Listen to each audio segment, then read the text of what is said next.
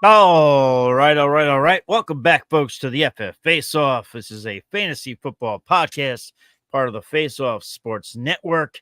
Today, we are coming at you with our waiver wire pickups for week 2. But most importantly, if you have any questions, we are going to answer them in the chat. So that'll be the theme for today.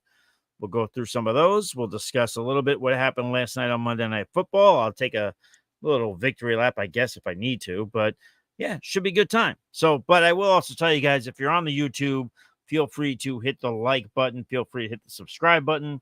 Feel free to hit the bell icon so you can be notified every single time that we go live. You guys don't realize it, but when you guys just click a like button, it helps us out so much. And we appreciate the hell out of it. So please just do it if you're in there. And yeah, we'll help you out. We'll help you win the fantasy championship. Last but not least, go to fffaceoff.com for all of your fantasy football, NFL, and sports betting needs. Also, follow the show handle at fffaceoff on X. My name is Michael Hopp. You can follow me on X at the FF Realist. My partner in crime, the ever handsome, I guess he's at this point, he's just retired the tank top, so I should stop saying it during the intro. I don't think it's going to happen anymore. But his name is Anthony Servino, and he can be followed the real NFL guru. Anthony, darling, how are you? And are we officially in the season where we put the tank tops away? Probably. I mean, it'll still get warm here in New Jersey. And like even in the wintertime, like around the house, I'm always in gym clothes anyway. All right. Real quick, can you hear audio-wise? Can you hear the air conditioner? I don't know. Okay, so I'm going to keep it on. I was just asking. Yeah, no, we're good. There's an air conditioner back there, back down yonder. Want to make sure for the purposes of the people enjoying the audio content, didn't want to make sure there was any muffled sound in there. So I'll turn it off in a second, actually. But yeah, so there you go. So yeah, we're going to be coming at you with these waiver wire pickups for week 2. Waiver should be running soon for you guys. So if you have any questions about that, I assume some start-sit questions will trickle into the conversation. I will tell you, we usually answer those towards the end of the week, but if you have them, maybe since it's just the original, the OG dynamic duo of the FF Face-Off, maybe we'll just answer those. So we shall see. We do have Zach Linton saying we in here. So there you go. So, and already right off the bat, Mario's asking, actually, Anthony, I'm going to leave the studio for a second so I can turn off the PC, but you can answer them. I want to turn it off. I'm self-conscious about it. I don't want to make any noise. Mario's asking, though, Mario Tavares is saying, are we starting Chris Olave this week? Okay, so listen, Chris Olave, I get why people would panic because Chris Olave last week was really invisible in a game that the Saints offense, that might be the best game they play all year. I did not have high aspirations for the New Orleans Saints, and right out of the gate, they beat up the Carolina Panthers, who, let's face it, between the Panthers and the Giants, they're the 2 worst teams in the NFL, and the Panthers might even be worse than New York. Yeah. So my panic level on Olave is non-existent, right? Like I do think he's going to be the guy in this offense. The offense is going to be funneled through him. The fact that he only saw 2 targets, not alarming. Like go around some of the superstars in the league. A lot of tight ends were duds. Some superstar receivers, running backs, they barely showed up. So, like Marvin Harrison Jr., very similar high snap count where Olave 48, second most snaps, Shaheed. So they're like your 2 top guys here. But Olave certainly did dominate snaps, and I anticipate him getting back in there from a target perspective. They didn't have to throw a lot. Like this game was over as well very, very early. Next week, you get the Dallas Cowboys in Dallas. In theory, Dallas should dominate this football game. And while Diggs should be locked up with Olave, Diggs is susceptible to the big play. And even if not, like Chris Olave could see 10 targets against Dallas next week. This seems to be a game where New Orleans, in theory, should be trailing. So I'm not worried, and he should get back on track against Dallas. Then they get Philly, another game where New Orleans is going to have to throw. So the next 2 games especially, I think Olave should be nice. You know what the real bitch of it is about? You were talking a little bit earlier. You were talking about Carolina being like right there with the Giants. Which you're not wrong in that assessment. Mhm. Just the only thing I would say back to you is just I think that if the Giants had a quarterback on their roster that was more capable than Daniel Jones, you wouldn't be able to say that because I think they have enough talent around there outside of him where if they had a capable quarterback, listen, I'm not telling you they're all of a sudden they're winning the division. I'm just saying we're not putting them in the same breath as Carolina. Yeah. That's all. But yeah, so whatever. Let me see this one. We've got upper 90s saying I have 150 fab money. Isaiah Likely is available. Is he worth 99, Anthony? He said that's how much it will cost to get him in my league. My starting tight end is David Njoku and Dalton Schultz. So he is up against it, upper 90. So Anthony, would you bid that much right out of the gate to go ahead and get Isaiah Likely? Whom we'll get to later on the show, but we'll answer this question because it is a waiver wire. So, fab isn't my strength. I'll put that out there. I am very frugal. I don't like to spend it early, but this is a situation because it's a long season where this isn't like we're dropping fab on Greg Dortch, right? Like I think Greg Dortch was an outlier.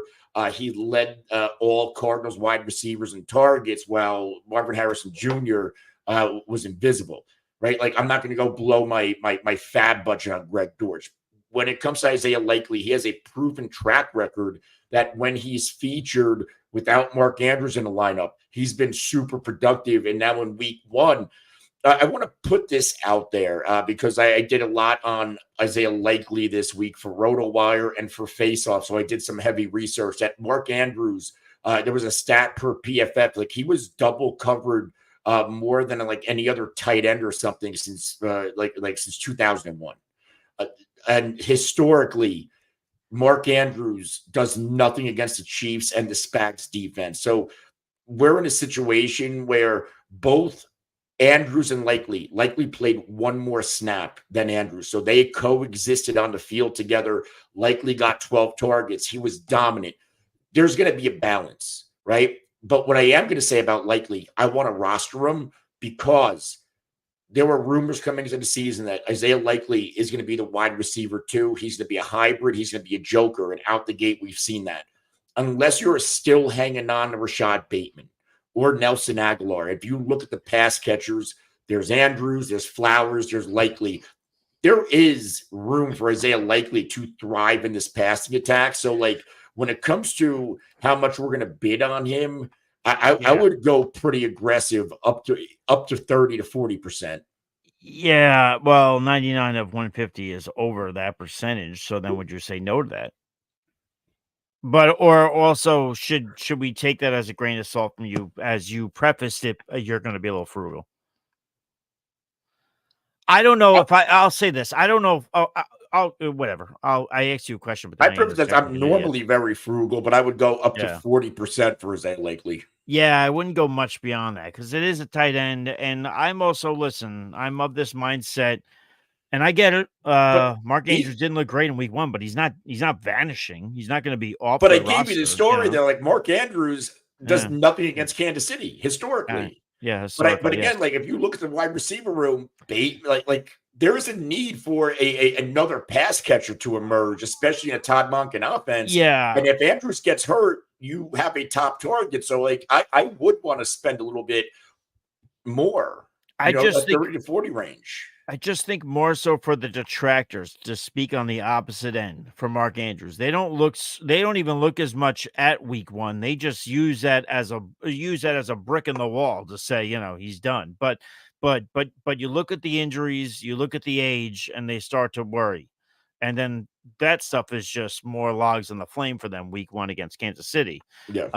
Are you really worried about Mark Andrews or no? No, I'm not either. I'm just asking the question. I gotta ask for the listeners, man. That's it. You and I are on the same wavelength, but I gotta ask. Here, Mark Andrews in his career against the Kansas City Chiefs Right. has never had more than 5 receptions or 57 yards. That's not good, Bob. Every, 2 for 14, 2 for 15, 3 for 22, 3 for 15, 5 for 57. That's his career against Kansas City since 2019. Yeah, Like, that's they take him out. yeah, we don't like that. So, all right, there you go. All right, good job, Anthony. Good job. All right, let's scroll back up here. We have questions coming in, which is fine. It's fantastic. We're gonna get to all you beautiful people.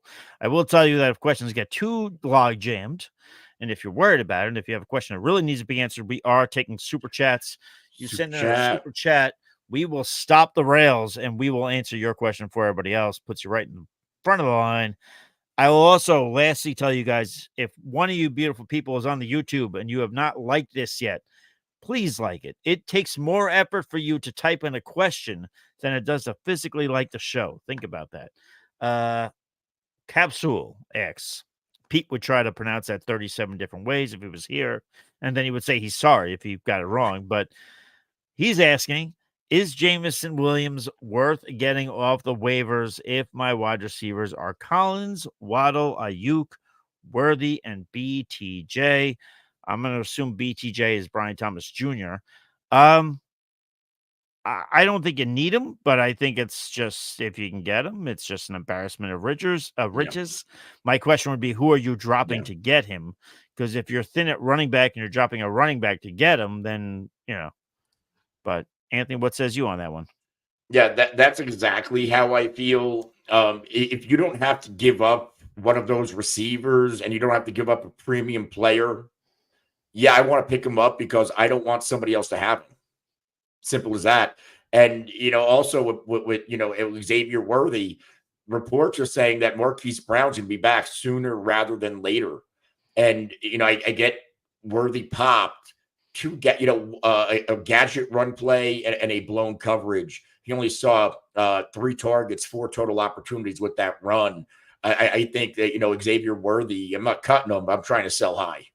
But yeah, Jameson Williams looks like the real deal and very much involved in this offense. So I would want to get him as long as you don't have to give up anything premium. Right. Okay. Because you don't have to. Sure. You don't have to have him, but I would want him to cock block another fantasy manager. Excuse me. What's that now? You want to do what? Cock block another fantasy manager from picking him up. Just wanted you to say it twice. That's fine. That's good. Okay. Roll the tape. Hamed a fifth over on the Facebook. He says, should I drop Chuba Hubbard for Jaleel McLaughlin, Tank Bigsby, or Bucky Irving? These are all guys we're going to get to. Again, while we're going to get to a bunch of these players, I would consider it maybe for Bucky Irving only because of what he was doing on a yards per carry basis. That said, Jonathan Brooks is out for still a few more weeks. So Chuba Hubbard still has more time to shine in that offense. I use the word shine loosely, but he has more time to give you fantasy production. So I don't know if I'd actually, to be honest with you, I don't know if I drop Chuba Hubbard for those guys specifically right now. Anthony, you want to go against me on that? And if you do, which one of these players is the guy for you? Well, first of all, I was drafting a lot of Chuba Hubbard. I thought he was a nice value. I thought this Carolina offensive line was going to be improved with running the football with their interior offensive line additions this offseason. Then we get to week 1. And, this was potentially a situation where Chuba Hubbard was game scripted out early, like I said earlier. And if you watch the game, the Saints blew that game open early, and it was good night. They put, Bryce Young. He looked like he took a step back from his rookie year. I don't think, you cannot make this kid one-dimensional. They want to run the football to make it life easier. And the Saints said, I'm not having it. Yeah. Chuba Hubbard, 30 offensive snaps, 6 carries, 14 touches, 0 targets. That is not optimal. Miles Sanders, meanwhile, did play 20 offensive snaps, 5 for 22, only 2 targets, didn't catch any. I guess if you want to keep Chuba Hubbard, that's fine. I like these other guys a lot, especially Bucky Irving. I think he's going to eventually cut into Rashad White, who's one of the more inefficient running backs. I think White's going to catch on as a receiver while Bucky Irving eventually cuts in. Tank Bigsby and Travis Etienne, they each had the same number of carries. And Tank Bigsby outgained Travis Etienne. But do I want to advise you to say, okay, drop Chuba Hubbard because, all right, you get the Chargers. Look what Alexander Madison had a solid game. You get the Raiders in 2 weeks. You get Cincy when Ram just kicked their ass. You get Chicago. Pollard had a nice game. So for the next 4 games are prime spots that maybe Chuba Hubbard gets going. So I might hold off. Yeah, that sounds about right. Yeah, and then Atlanta week 6. Then you got Washington and Denver. And then New Orleans is going to get tough again in week 9, right? They might kick the shit out of you again. And then week 10, you get the Giants going into the bye. So if Chuba Hubbard has a nice schedule. Could Carolina's defense stop anybody? And then could Bryce Young do anything to where they can actually run the ball? Yeah. So I might hold on Chuba Hubbard and hope it gets better. Whenever I hear Chuba Hubbard, Anthony, I always think of a little bit of a. Well, at least Pete calls him Chuba, right? Get out of here. I hate when he does that. I have to tell you, we need to have fucking Chuba on this show about the pronunciation of names on this show, because I butcher some names, but come on, you butcher some names good. Yeah, no, you're like a Michael Myers. You'll butcher them real good. All right, let's get to these. I butcher them too. I don't care. All right, let's roll through some of these though, because we actually got a lot of questions. But the good thing is that a lot of them do have to do with waiver wire pickups. Why don't we just stick with the question, right? There's no waiver wire show. That's what I'm telling you. I'm saying the benefit of the questions is that they are with waiver wires and adding and dropping. So I'm saying it's a good thing. So we got Bobby Johnson over on Facebook. We appreciate all of our Facebook people. He says, hey guys, what he's basically saying here is that he is a Mark Andrews owner. He rosters him. If he claims likely and he is successful, should he start both of them? I would say no. I mean, Anthony might give a different answer. I get the appeal of it, but I would say more often than not, Isaiah Likely or Mark Andrews will be the better tight end that week, and the other guy will not be as good. That's the one thing I would say. That's what worries me here about if you're going to start both. I mean, we talk about starting 2 wide receivers on the same pass-happy offense, and even that makes us nervous. Now we're talking about tight ends based off of 1 week of Isaiah Likely. This is where I think the hype train on Isaiah Likely is getting a little too much. Too much. What says you, Anthony? Go ahead. Disagree with me. I'll kill you. Isaiah Likely. So I want to make sure I'm trying to find the nugget I found on Isaiah Likely about him being more involved in this offense. Because I do think there are matchup situations that use Isaiah Likely and Mark Andrews together because the Ravens are so piss poor at the wide receiver position. Do I is it? No, what I want to see, because I said it earlier, Isaiah Likely had 1 more snap than Mark Andrews. So they're both on the field and they're both running routes. That's positive. What I want to see is a game where, like I said, Mark Andrews struggles against Casey. How about a normal matchup that, Mark Andrews would normally play well in? And then I want to see the target distribution, and I want to see because this is the NFL. This is it's not abnormal where if you have 2 high quality tight ends for a team to use them. And I think Baltimore could be that team that, they bring back the old Gronk and Aaron Hernandez show. All right. There you go. Anthony, I just want to tell you, I shared our link with a special friend of mine whom you know, and she says she doesn't know what's going on. So. Oh, okay. But there you go. All right. Let's get into another question. This is coming from Jason Quinn over on the. I have no voice, and my hair is not well today. Two things here. We like to have fun with references from off air on the program at the expense of you guys. We apologize. The other last thing, actually, really, this is actually something I want. No, let me speak.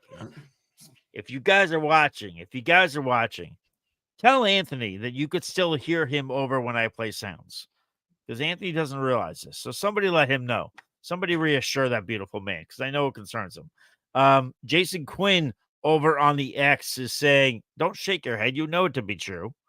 Don't, you know it's a real thing. Jason Quinn is asking, hey guys, trade waiver question for you. Would you trade Zamir White for Brock Bowers? Tight end 1 is currently Ferguson, or drop Braylon Allen for Pat Fryermuth, Parkinson. So I know where this question is going for both of us right now. Running backs right now are Breece Hall, Isaiah Pacheco, Alvin Kamara, Zamir White, Jerome Ford, Rico Dowdle, and Braylon Allen. I think I'm probably answering this question for Anthony. He of course, can give his take. I'm going to say you go and get yourself Parkinson. I think Parkinson's got a good run here, especially with Puka Nacua now being on the IR. I know 21 targets for Cooper Kupp was fantastic, but if you go back to that year when people were beating the drum for Cooper Kupp to win the MVP, do you want to know how many games he had with 21 targets? None. So this 21 targets is not going to happen every week. So I like Colby Parkinson quite a bit. Anthony, what says you? So the first part of it with Brock Bowers does interest me, right? Because I know I was out on him, but like, is there a world where if you can dump, and I like Zamir White coming in, and after week 1, it is not promising. Alexander Madison did not only dominate production, but he outsnapped Zamir White, which is extremely, extremely concerning for me. So the fact that you might be able to flip Zamir White to somebody, and because Brock Bowers is going to have upside, and there is a world where Devontae Adams is traded, which makes Brock Bowers ultimately valuable down the line. Now, when I look at the Raiders and their pass percentage, they actually threw a lot. Now, I believe they were trailing a lot of that game. They only scored 10 points. But in week 1, the Raiders did, where the hell are they? I'm trying to get their pass rate. Past 67%, so about middle of the pack. Oh no, they were 8th in pass rate, but they only ran 40 plays, passing plays. Where if you look at some of these other teams, they ran a lot more passing opportunities. So like, I think that's a little bit skewed. I think normally we're going to get more running out of the Raiders anyway, but Brock Bowers did lead that team in targets. I don't mind dumping Zamir White for Brock Bowers. You're going to run into an issue when Ferguson comes back, because I don't see Ferguson missing extended time, right? Like they're expecting him, like he's not even ruled out this week yet. And I would start Ferguson over Brock Bowers 100% of the time. When Ferguson got hurt, which was, I believe, 3rd quarter, he had 5 targets already. Like he is clear. Like the fact that after the game, Dak was the first one to report on Ferguson. Like it was Dak saying, we dodged a bullet. I went up to Ferguson. He's in good spirit. Like that's the relationship Dak has with Jason Ferguson. And like he's the guy I want to start. But if you can dump Zamir for Brock Bowers, I don't hate it. But if you want to keep Zamir White because, hey, this is still a volume running team, then Mike's right. Colby Parkinson is going to have a lot of value moving forward. I think he had 5 targets Monday night, and Puka Nacua on IR. That's going to open things up a little bit more, possibly for guys like Parkinson and Demarcus Robinson and Tyler Johnson. Now, I do want to acknowledge 2 things. One, we're getting a super sticker, which is not a super chat. Just Colby, Colby Parkinson. I'd like to give my context. Colby Parkinson led all tight ends in routes run with 43. No, that's true. All right, you good now? Mm-hmm. Okay, good. I want to give a special shout out to Mr. Bobby O over on the YouTube. Didn't look like he asked us a question, but he did send us a super sticker of 99 cents. Hey, we Nice. appreciate that. Maybe he Better than has a no question cents at all. coming. If he has a question coming on, well, he does actually. He is in here with some questions. So actually, I do. So I see what you're doing, Bobby. We'll get to you. We'll get to you next. Actually, Yeah, no, we So prioritize the yeah, we the will super. prioritize it. So we'll get to you next, Bobby. I now see where you're at. I do want to just ask Anthony one thing. I asked him off air. I'm gonna ask him again. Are you worried about our Brock Bowers Dallas Goddard bet? No. You fucking liar. Nope. How's it feel to lie to everybody? How many people we got in here? You That are act lying like to all of them? fucking. You act like Brock Bowers. Here we go with this now. Let's take it to extremes. Go ahead. Good. But what did Bowers have? 10 PPR points. Goddard had 7. Still more. Am I worried? Ask the question. You're beating me by 3 points. You see how easy it is to just ruffle Anthony's feathers? All right. Uh-oh. Let's help out Bobby, and then we'll get to the other questions. Bobby is saying, Bobby O on the old YouTube. He's saying, got offer James Cook for Jordan Mason. Should I accept? Wow. I'm actually extremely curious to see Anthony's answer on this one. This isn't even me being a Niner homer. I'm going to say I'm not going to make that deal. And James Cook got a whole lot of touches, but I'll say this. This is a program, by the way, that we're all hopelessly devoted to Ray Davis. And when he got in there, I believe it was the third quarter when he got a okay amount of work. He looked good out there. And when James Cook got the ball, he did some damage, but he didn't really, he didn't really kill it. And I'm going to say this, being a 49er fan, I am actually worried about just how bad that Christian McCaffrey thing is. Now, I say that in the perspective of, we have to remember, the 49ers aren't thinking about, oh, well, who drafted him first overall? The 49ers are thinking about, we have to win a Super Bowl. So if they need to rest Christian McCaffrey for however long they need to, for however long Jordan Mason will allow, they're going to do that. We're hearing a lot of conflicting reports here on Christian McCaffrey, and I'm sorry for you folks who drafted him 101. Don't worry, I'm in the boat with you, but there's no urgency to get him in the if they roll through games like they did last night against that Jets defense. There's no urgency to get McCaffrey back.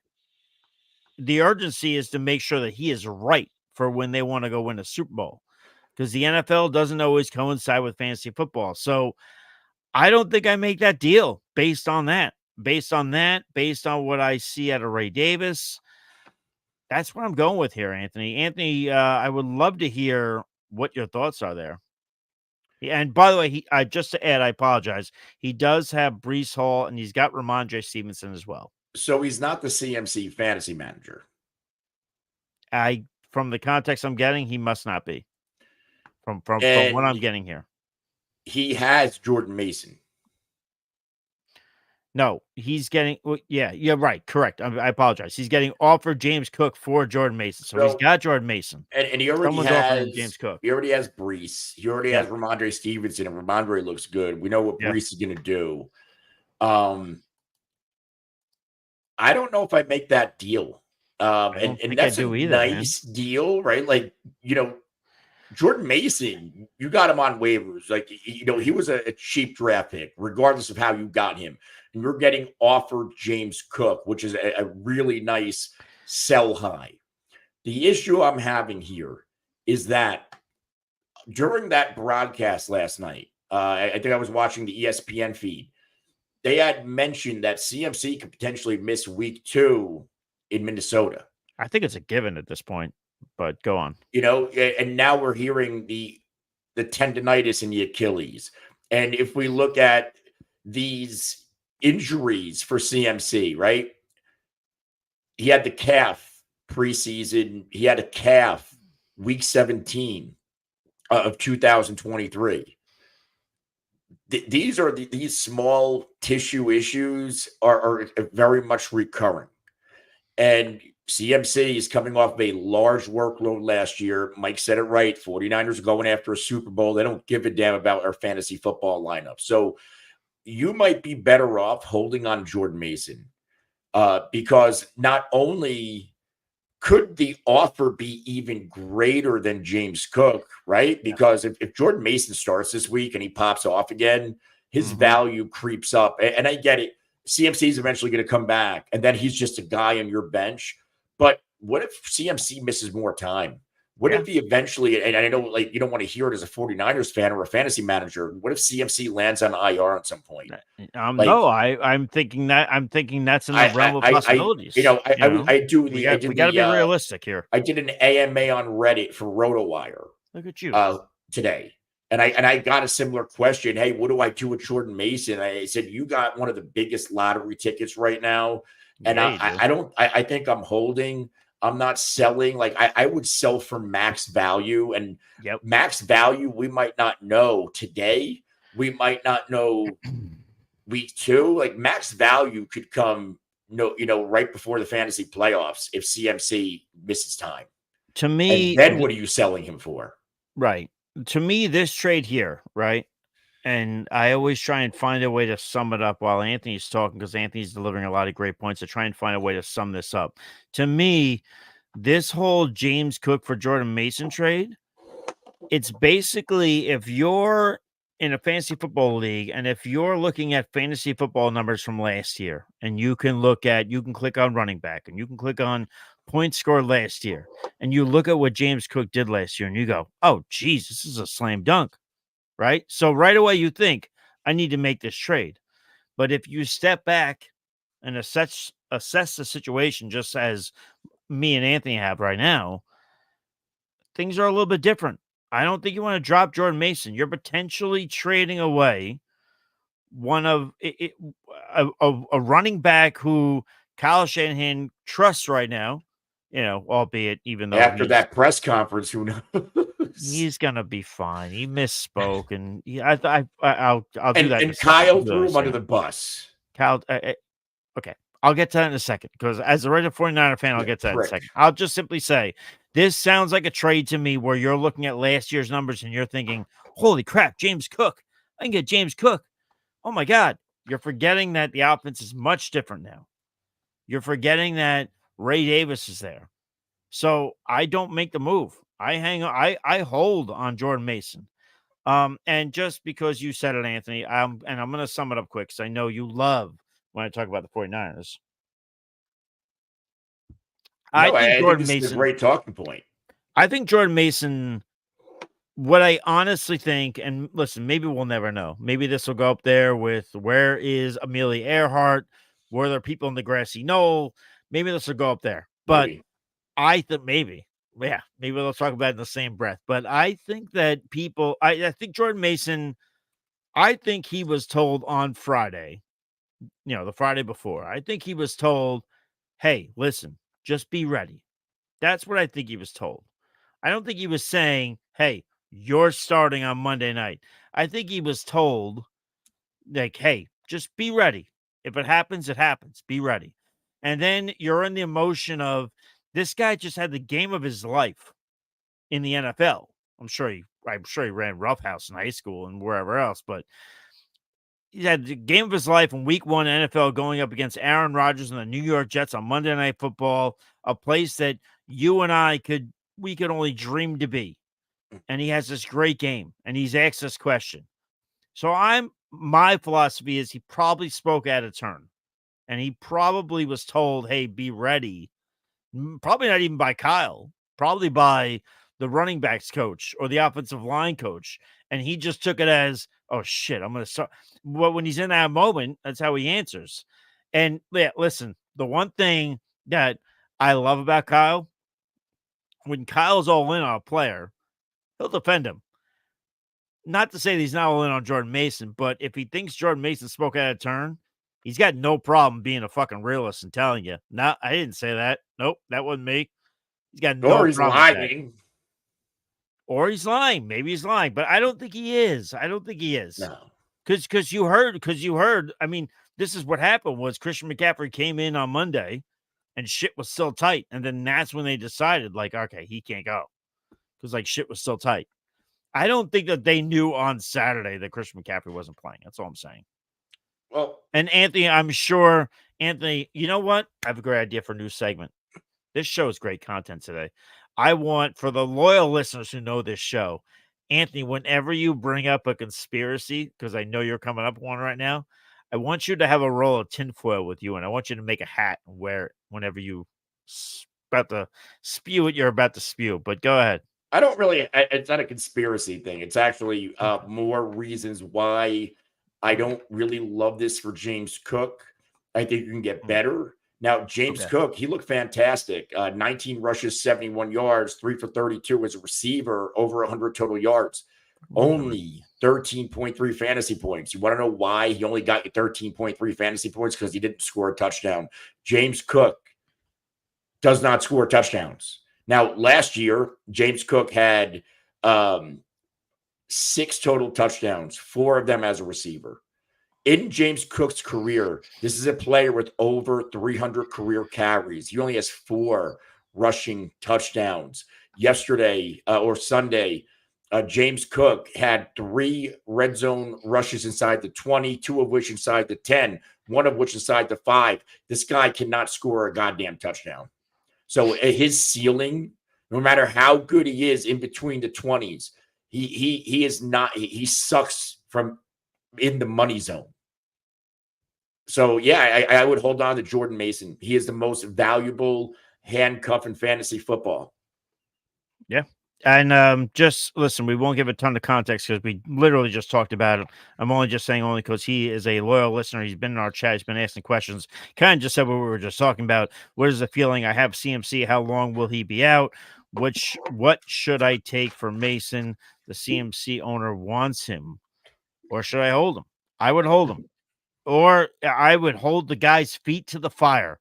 Don't forget, by the way, when we talk about this, we talk about guys like people want to trade for a handcuff, people want to trade for this and that. Don't forget, though, Christian McCaffrey in the majority of drafts, and we'll get to that super chat in 1 second, Bobby. No, it's Bobby. Oh, he sent one. Thank you. He sent us a sticker, and then he sent us to thank him. Jesus, Bobby. Thank you. Yeah, that's all. Hey, I got protein shaker. Oh, you got a protein shaker. I got electrolytes and you're drinking. I'm sure I'm going to fucking love that. Anyway, though, only because Jared is a big supporter of the show. We already discussed it, but I'm just going to say you hold on to Jordan Mason. You hold the guy's feet to the fire because that guy probably spent the 101, 102, or 103 for Christian McCaffrey. He needs him more than you need to trade Jordan Mason. Don't forget that. That's what I would say. And if the guy offer you Cook as a CMC owner, no. Then I would fucking hold.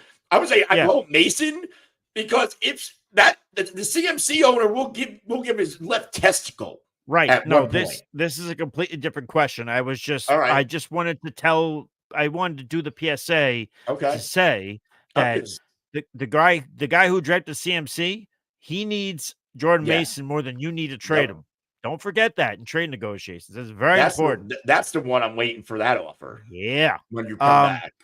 Listen, I'm going to say this because this is what happens when the OGs are on the show. Pete is very organized. We probably have a whole hell of a lot of questions, and we love you guys, and we're answering them. But if you want your question answered before we can get to it, send in a super chat. We will answer it before we do anything else. You just saw there with Bobby even sending in just $1.99 to say thank you. We stopped the presses right there.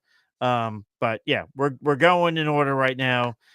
Anthony, I love this show, where it's gotten to. We are now getting waiver wire questions where we can't even we didn't even get to our first player yet. It's fantastic. Yeah. I love it. It's great content. All right, I'm gonna go to Ty here. Ty says 10-man full PPR. Any moves I should make? We have Hurts, Gibbs, Taylor, Kupp, Devonta Smith, Dalton Kincaid. Don't panic about Dalton Kincaid. Devon A-Chain. Panic about him because he gets injured and you drafted him high. On the bench is Tank Bigsby, Worthy, BTJ, Romadunze, Benson, Dowdle, Algier, and Corum. I So think any he's moves that fine. now here's the thing though. When you ask this question, Ty, and we appreciate your question immensely. I don't know if you need to make a move, but we need context moving forward. Like, say if there's one or two guys that you're thinking about, Ty. Like, do I pick up one of these two guys and then give us your roster? We'll tell you. But Anthony, are you of the same mindset there? Just context helps, Context but does he's probably help. fine. But he gave us the whole roster. Yeah, he's probably fine. The only player I'm really alarmed with is Benson. Yeah. Because of how, I warned people about Mhm. Benson, and he's a true handcuff with no upside. Like he has contingent upside. What that means, he's contingent on an injury to James Conner, which will come. He's a nice stash, but like you might be holding on to him for a while before you can use him. But I don't know what's going to be on. Like if Jalen Wright's on your waiver wire because you have Achane, I'm picking him up. Would I try to flip somebody to the Jalen Wright owner? Yes. Jalen Wright is your protection for Devin Achane. So that's the player I'm going out. Who has him? I want him. So it ain't fucking Jeff Wilson. Oh shit. Okay. All right. Did we need the expletive there or no? Like, what the fuck's going on? All right. I'm kidding. All right. Ricardo's asking. This is a 2-part question over on the YouTube. He says, today. What's that? I feel good today. Oh, you're feeling good. I like that. I Always feel love good. when anything feels good. Makes me happy. All right. Ricardo is asking over on the YouTube, PPR 10-team league. Who should I drop in waivers trying to get J.K. Dobbins, Jordan Mason, Bucky Irving, or Isaiah Likely, etc.? He did follow up, just so you know, Anthony, his team right now, because that gives you the context.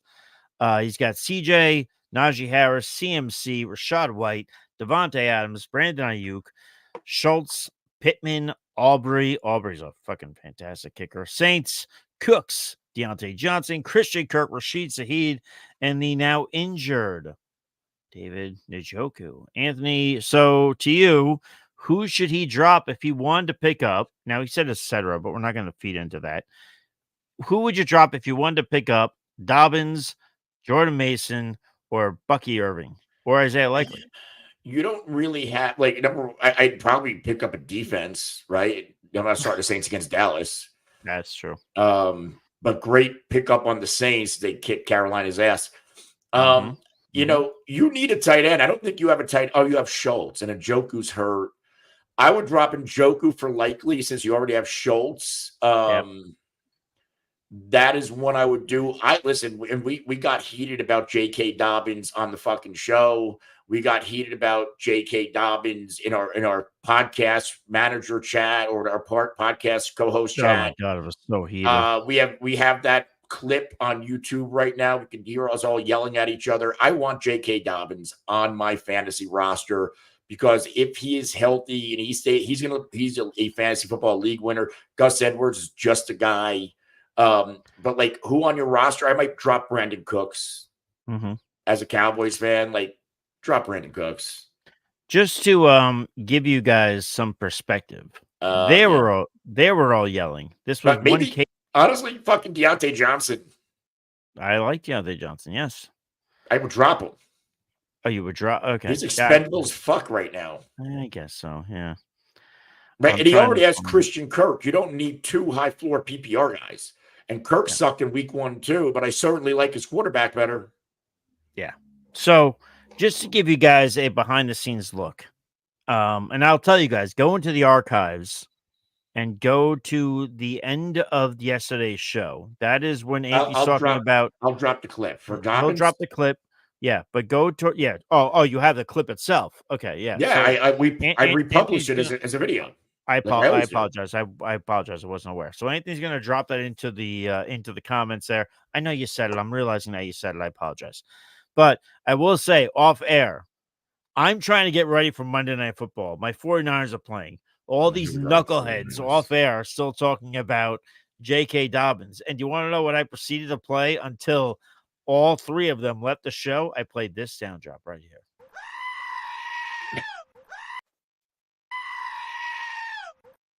I literally played it till they all left. It was good times. It was great content. We should have recorded that. So there you go. Anthony, sorry, I couldn't help myself. I had to put that out there. Let's get to more questions, please. I understand. We just have to display some personality. Let me go up here, see where we're at. We have a $4.99 super chat, it looks like, from Moises Rosales. Yep, we're getting to that right now. Moises, we're on the way, buddy. No, let's go. We prioritize Moises. Yeah. What I'm saying, we're on the way. I mean, we're on the way, meaning I'm just clicking it. So Moises says, by the way, thank you for the super chat, buddy. We appreciate you. Full point PPR. Moises Alou, wasn't he a baseball player? Moises. Yeah. Do you want to know a fun fact about him? Yeah. He pissed on his hands because he thought it helped his grip with the bat. I swear to God, that's a real thing. If you're a baseball fan, you know it. It's a real thing. You did. Right, let's get to the super chat. I apologize. Pissing on hands. You brought it up, guy. I don't understand. Listen, I stopped watching baseball like 30 years ago, and I remember Moises Alou. Anthony, Moises is waiting, and he probably doesn't give a shit about baseball. He's probably waiting. Just let's answer the guy's question. In full point PPR, Gus Edwards over Alexander Madison or Tank Bigsby. Right now, he's got Joe Mixon as the RB1. He's got CJ Stroud. He's got Amon-Ra St. Brown. He's got Michael Pittman, Xavier Worthy. He's also got Brandon Cooks, Joshua Palmer in the flex. So does he start Gus Edwards over Madison and Bigsby? I say no. I would say no to that. What? Okay. So you're starting Madison and Bigsby over Gus? Well, listen, you guys have such a hard on for J.K. Dobbins. J.K. Dobbins had Gus Edwards had more rushing attempts than J.K. Dobbins, and he did a lot less with it than what J.K. Dobbins did. So that's what I'm thinking about. And I'm thinking about if the coaches are watching the film from week 1, and albeit, yes, to be clear, it was one more rushing attempt that they gave to Gus Edwards over J.K. Dobbins. But after seeing the work that they got out of those touches, what would lead you to believe in week 2 that Jim Harbaugh and the Chargers are going to say, we got to give the ball to Gus Edwards more? Well, number one, because as much as I like Dobbins, we also know historically Greg Roman, that system, multiple running backs. So I don't think just because I like Dobbins more doesn't mean that they're just going to phase out Gus Edwards. I do think Gus is going to have touches. Now, this week, the matchup is the Carolina Panthers. I know. And, Alvin Kamara, even Jamal Williams looked usable in fantasy against Carolina. By the way, start the Chargers defense. Yeah.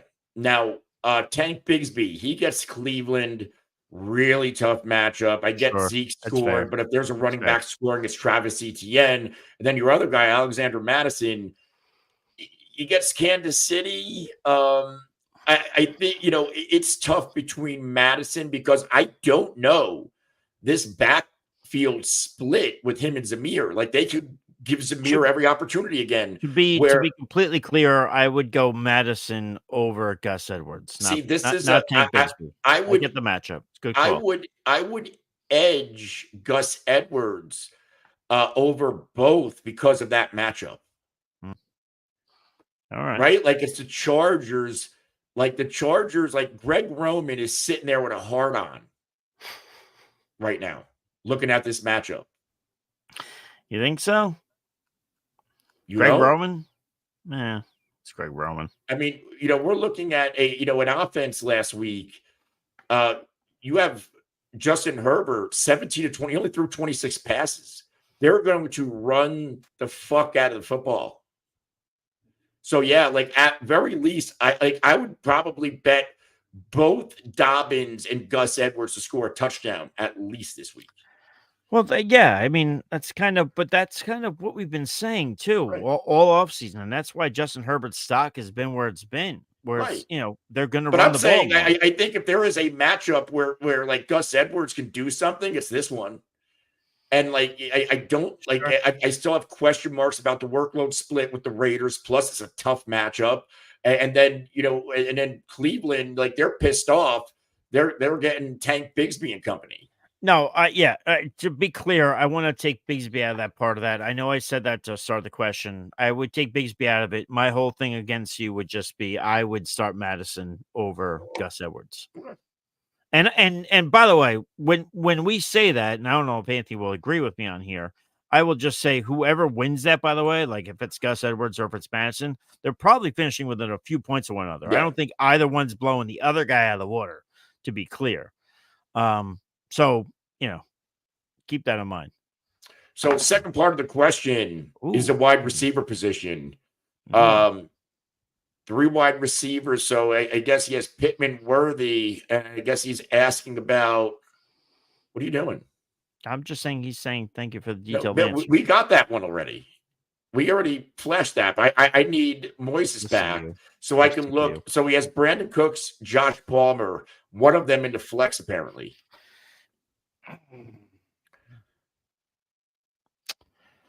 Boy, one of them in the flex. So again, this is another Charger situation, and again, it's the Carolina Panthers. Now, last week, Palmer very much unproductive. Lad McConkey was really the guy. He got the touchdown. But Palmer led Chargers wide receivers 43 snaps, McConkey 35, Quentin Johnson 36. The issue was Palmer only had 4 targets, caught 2 of them for 15. Yep. Carolina, they only gave up the 10th most fantasy points to wide receivers. Why? Because they ran the football a lot. Did the Saints? I think I might lean. I think I might lean Palmer, honestly. I'm going to lean Cooks. I always lean Cooks. I love Brandon Cooks. I do. He got into the end zone last week. I love him, especially if you're a best ball player. And I know we've already dropped our lineups. I love him in best ball late. I had a lot of shares of him. Listen, the wide receiver 2 there in Dallas is valuable, and it's not set in stone. I might side with you, actually. It's something in Dallas where it's more up in the air. Like there's not a bona fide, like first, I don't know, like when we were talking about the running backs earlier, Tank Bigsby and Madison, there was a clear distinction that Madison could get more than Tank Bigsby could in week 2. And I think that that's the case here when we talk about Brandon Cooks. I get it. He's not the sexiest option, but wherever he goes in fantasy, for the most part, he generally produces. So I like him quite a bit here. I'm actually going to flip my answer. I might flip my answer seeing, the usage. And obviously this is an anomaly, but Brandon Cooks, he did play 47 snaps. Now Jalen Tolbert, 40, CeeDee Lamb, 43. So they distribute their wide receiver snaps. Like these are the guys. And it looks like Brandon Cooks is edging out Jalen Tolbert as a 2, Brandon Cooks 7 targets and 1 rush attempt. And again, I think the Saints defense, I don't think it's as good as it played against Carolina. And it's going to be a home game in Dallas. Fantastic, obviously, we know that, but yeah, it's a home game in Dallas. This might be a shit show. I think it will be. Yeah. I think Dallas, and I told you that week 1, I never thought it was going to be a problem for Dallas. I don't think week 2 is either. I don't think it is. Yeah. And you know me, I hate the Cowboys, but I'm being a realist. That's my it's my handle. I'm being a realist. I think they're going to smoke the Saints. Yeah. So I'm going Gus Edwards and Brandon Cooks. If I could ask you one question though, selfishly for myself, and then we'll get into some more questions. What world are we living in where I talk you into a Cowboy? I mean, Greg, Cooks did take a little bit of time to get acclimated last year, but be fair, it was his first year in Dallas, first year with McCarthy. Last year was his worst year in a bit in terms of fantasy. And so, So, no, I get it. Greg is saying, which Greg, we love you, Greg. He is saying that he does love when it's a show and it's just us bickering. So, it's just us pair bickering. That's it. He likes when mom and dad are on the show and they're arguing. Anthony's clearly the dad because he's got the better beard. I look more like a, whatever. Anyway. All right. Let's get into Anthony. How many more questions we got? We're at 55 minutes. We can answer some more, right? Yeah. Let's bang through some. Okay. Let's bang. That's what she said. All right. Paul is asking, over on the YouTube. Add Shakir or Demarcus Robinson on waivers, PPR. Anthony, I'm going to go ahead right away. And I'll throw up the Demarcus Robinson graphic. I don't mind doing that. But I am going to tell you guys, I am going with Khalil Shakir. He has been my guy this entire offseason, the whole summer. I've loved Khalil Shakir. I had him in week 1 in a ton of my DFS lineups. I know it was a cheapie, but he got himself a touchdown. And I know people are worried about, the injury to Puka Nacua, what that can mean for Demarcus Robinson, how much production can he get. To me, I think they both are going to kind of be on the same level in terms of targets on a per game basis. And since I like Khalil Shakir more, I'm going to go that way because, Anthony, I'll say this to you. I'm going to use your own sword against you. In terms of Demarcus Robinson, I like Colby Parkinson to get a good amount of work here. Again, Cooper Kupp's not getting 21 targets a game. So I think it's going to be a combination of Colby Parkinson and Demarcus Robinson. So this isn't to say when I pick Shakir, I'm not telling you Robinson's a complete fade. He'll be good. I would just go with Khalil Shakir here. Anthony, what says you on this front? Now, Robinson had his second most snaps and 7 targets last week. Meanwhile, Shakir, and this is what's concerning, Shakir, third most snaps. He only ran 31 snaps, where Coleman 42, Matt Collins 35. Shakir only had 3 targets. He caught all 3 for 42. Dalton Kincaid, invisible, but dominated tight end snaps and routes. This is Miami, and this week's going to be telling. The reason why it's going to be telling, because historically, Josh Allen crushes Miami. Josh Allen, his past 5 games, yardage, 359, 320, 352, 304, 400. If Josh Allen comes out with this pass-catching crew, no digs, and throws, like if there's a game that Shakir and Kincaid really pop, it's this one. Yeah, that's a great point. By the way, really quick, selfishly, and we're gonna get the questions, I promise you. FF Rabbit Dad, our very own, love you, buddy. He does say that's a true fact from me as far as Moises Alou. So I wasn't just pulling your chain there, buddy. Okay, good talk. Anthony's very much convinced there. Michael's asking over on the YouTube. He's saying, would you trade Jalen Waddle for Puka Nacua? No, I would not. Jalen Waddle for Puka? No, I want Waddle. Here's what I'd also say. On top of Puka Nacua being injured, right? On top of it being injured, there was a lot of things we heard from a lot of beat writers out there in Los Angeles. And I apologize, I don't have their specific names in front of me, but I did hear multiple times that this offense would still run through Cooper Kupp as long as he is healthy in terms of wide receivers. So if you already have that in your mind, and now you've got Puka Nacua missing games, why are you trading away Jalen Waddle, who is more healthy than Puka Nacua? Yeah. Knowing that report, it doesn't make any sense. So I would not do it. I would not do it. Anthony, did you have anything else on that, or no? You kind of with me? Yeah. All right. Let's get to here. This is actually an interesting question. There you go. The business circuit over on the YouTube is saying, should I trade CMC? More injury news came out. Yes, we know more injury news came out. Indeed it did. This is one of those things, and I'm thinking Anthony's going to agree with me here, is context is key. So need to know who you have running back, need to know what you're getting back, where you're trading him to. So this is a perfect time to actually say to the business circuit and to all of you who are watching, and if you haven't hit the like button, please hit the like button. You guys can comment on this show, and we will respond, whether it's Anthony, whether it's myself, whether it's Pete, whether it's Steve. One of us will respond to you. So if you give us some more context on that business circuit, I apologize, we will most definitely get back to you on if that's a good move or not. Yeah, we get it. Some CMC owners are going to be in a bit of a bind. But what's Anthony, the more injury news? The Achilles? It's probably what he's. Yeah, business circuit. Let us know if it's something more than the tendonitis from earlier. That's got to be it because I'm set up for tweet alerts. Me If too. something more significant happened, I would have got a tweet alert. So, Did we have another super chat? no, Rico no. Suave. Oh, Rico Suave. Yeah. Did we answer? Oh no, we did. We did. Answer that one, man. Come on now. Okay. Don't be toying with my emotions. Oh no, this is a new one from Rico. Oh shit. God damn it, Rico. Why don't you say something? All right, let's get to it. I'll say it. Looking for a better RB3 handcuff. Current RBs.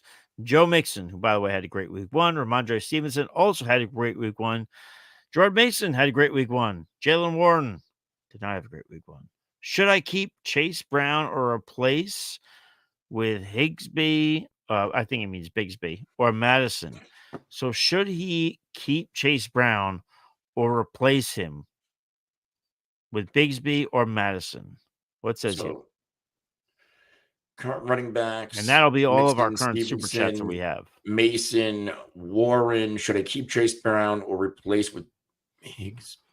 Tank Bigsby or Madison? Tank Bigsby or Alexander Madison. Every time I hear Madison, I think Maxwell Edison majoring in medicine. If you Beatles fans know, you guys know. Sorry, Anthony, go. His overall running back group is good. Like I think Mixon is going to be the guy there, right? Like 30 carries. I wouldn't expect that 30 carries every week, but they signed Mixon because they want to run the football. Stevenson played really well. Mason, we know what he did. Warren, I'm a little bit worried about. I wouldn't mind upgrading. So we're looking at Chase Brown. It looks like Zach Moss has the edge over Brown right now. If you're looking for a running back to stash, it's probably Tank. If you're looking for a player to use immediately, it's probably Madison. If it's my team, I think you're good enough to hold on to Chase Brown because eventually the Bengals, and we remember historically that the Cincinnati Bengals, they start slow anyway. Eventually, this running back room's going to get filled out, and I think the higher ceiling player is Chase Brown. So if it's me, I'm holding. But if you're looking, if you're like, you know what, I don't trust situation, I'd probably get Tank. A matched carries with ETN, and then he outgained him. But if it's me, I want Chase Brown. I want the guy attached to Joe Burrow. They're eventually going to get going in Cincinnati. I want to be abundantly clear when I say this too. I think the hate during the offseason went too far on Tank Bigsby. Now, when I say that, I'm not telling you in the same breath, drop whoever you can to get Tank Bigsby. That's not what I'm saying at all. I'm just simply saying that I think some of us are coming to the realization that the hate might have gone too far on Tank Bigsby to drive that price down so low that here we are sitting on the threshold of week 2, and we're getting a lot of Tank Bigsby questions. We're getting more Tank Bigsby questions than we thought we would have gotten in late July. So I'm just saying, keep in mind, some players, the hate goes too far, and then here they are. But also don't overreact and drop everything to go get them. So very important PSA, I feel like, Anthony, right? Would you agree? Is that a good PSA? 100%. I'm the voice of reason over here, Anthony. You guys all yell at each other and, talk about whatever pizza, but I'm the voice of reason. I'm the realist. All right, Anthony, are we ready to ride off into the sunset? Do we have another question or two we want to get to, or are we done, or what says you, sweetheart? Well, let's see the question. You tell me. We have a lot of questions that we didn't get to, and this is why I'm telling you guys, especially when we do our start shows. Yeah, really, Rico. Thank you, guy. We're seriously anytime, Rico. We appreciate you. No, but I was just gonna say, we didn't get to all your questions today, and we'll get to a couple before we go. Yeah, we'll bang out a few. Yeah, we'll bang out a few. I just want to tell you guys, if you send us a super chat, you obviously see that we'll get to it right away. Oh, here we go. We have a nice super chat here. It's coming from Joel. He says, Hobbs Baker Cole helped me win my week. Thanks.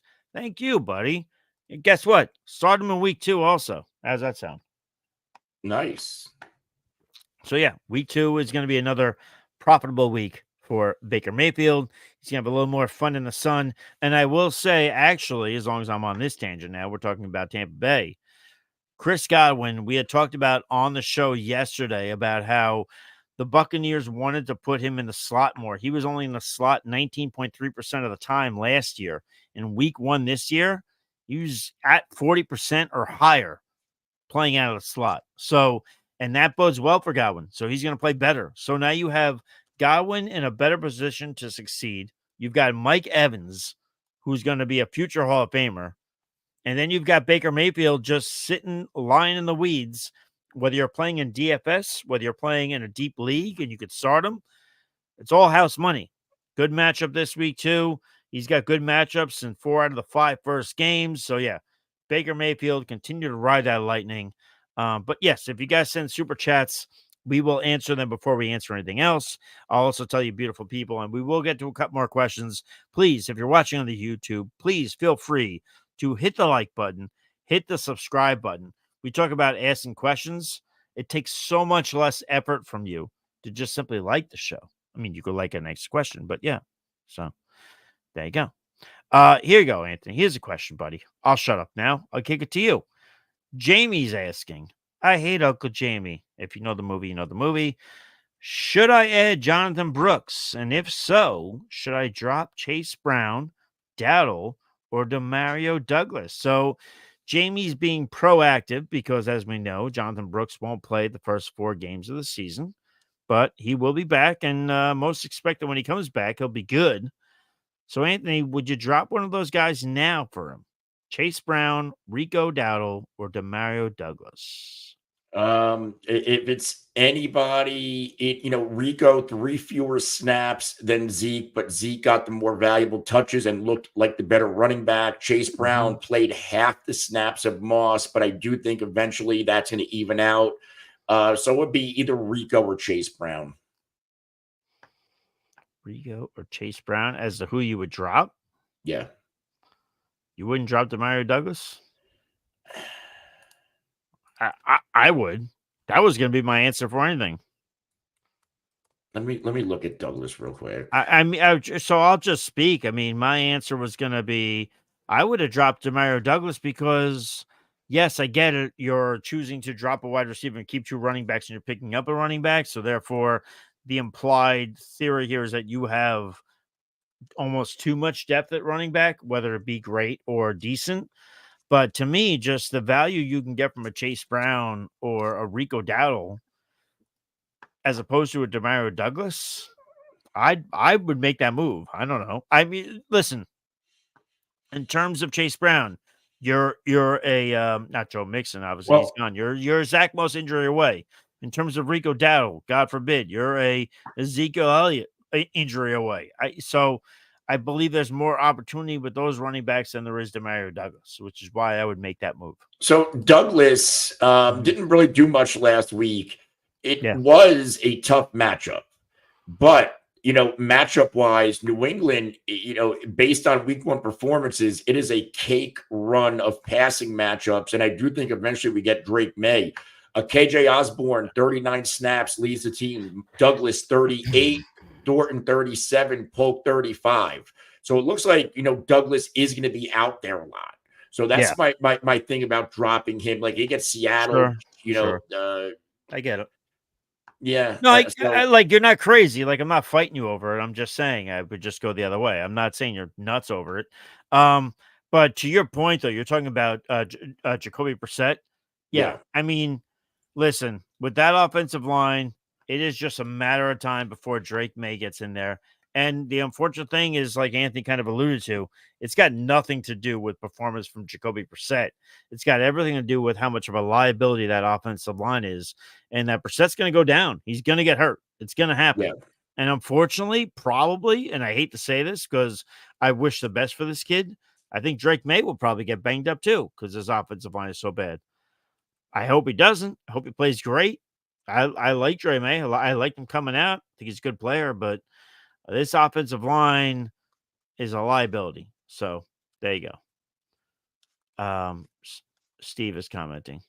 Steve is commenting in our group chat. Okay. So yeah, he's talking some shit. Maybe he's having some fun with us. Oh, let's do one more question. You want to do one more question, Anthony? Yeah. Of course you do. Why did I even ask? That's a rhetorical question. Connor is asking over on the YouTube. 1, would you drop Wicks for Parkinson? I have Ferguson. And well, let's go with the first question. No one answer the second question. So, would you drop Wicks to pick up Parkinson if you had Ferguson? I would say yes right away. I'm a Colby Ferguson guy. I come from the Anthony Servino camp where I now believe in Colby Ferguson. I also watched week 1 and saw what happened. So, yeah, that's right. Yeah, I Wicks, like until Love comes back, I think that wide receiver room outside of Reed is kind of weak anyway. And you need the immediate tight end help. So yeah, I would do that. All right. Well, my dog is going to sporadically bark when he wants to, so I apologize for the second question. But the second question, Austin, the best part about barking is you could stop doing it whenever you want. Second question, would you rather have Amon-Ra St. Brown or Rice and Christian Kirk? Okay, so it's like a 2-for-1 thing. So would you rather have Amon-Ra St. Brown or Rashee Rice and Christian Kirk? This kind of tells me this question sounds like a little bit of a panic button over what happened in week 1, where Jameson Williams got himself some targets and scored a touchdown. So, Anthony, what do you say? Are you that worried about Amon-Ra, where you'd rather have Rashee Rice and Christian Kirk? It's not a matter of Amon-Ra. It's a matter of I love Rashee Rice. And Rashee Rice was going, late second, early third round, where he should have been going, the last few days of fantasy drafts. The only way I'm getting rid of Amon-Ra is if you can get Rice and something better than Kirk. Otherwise, I'm holding. As much as I love Rice, I would need better than Christian Kirk to make that move. All right. There you go. All right. So I think that'll do it for today's show. We can wrap up. Listen, I'll tell you this. We're sorry if we didn't get to all of your questions. So we'll be back tomorrow. We'll be back tomorrow. Yeah. I'm just wanted to say the beauty of this show is that it has grown to a point where you guys ask so many questions that we can't get to all of them. We love you guys. We appreciate you guys. We hope you guys hit the like button. If you hit the super chat button while we're recording, we'll get to your question before we get to anybody else. That's specifically more important as we get into the week 2 starts and sits, which we will also get to this week. But yeah, so that's going to do it for today's show. Until next time, stay thirsty. Be kind. Wait, hold on. Wait, Jesus, Anthony, I didn't do something quick. Hold on a second. Wait, right. Hold on. Stop it. Stop the press. There you go. Until next time, stay thirsty. Be kind to one another. We'll catch you on the flip side. Cheers.